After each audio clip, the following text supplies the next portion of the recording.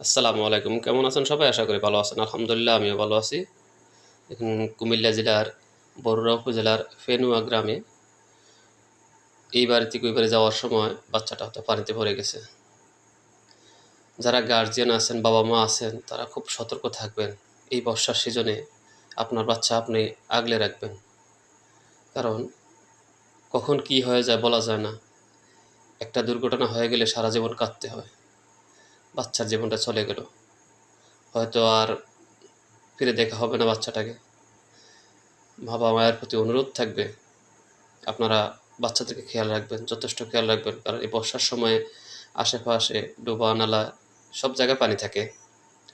তো আপনি যতদূর সম্ভব সাথে রাখার চেষ্টা করবেন। সাথে রেখে এদিক সেদিক নিবেন। আর বিশেষ করে একটা কথা বলব যে প্রাইমারি স্কুলে বাচ্চারা পড়ে, একসাথে ৫-৭ জন দেওয়ার চিন্তা ভাবনা করবেন।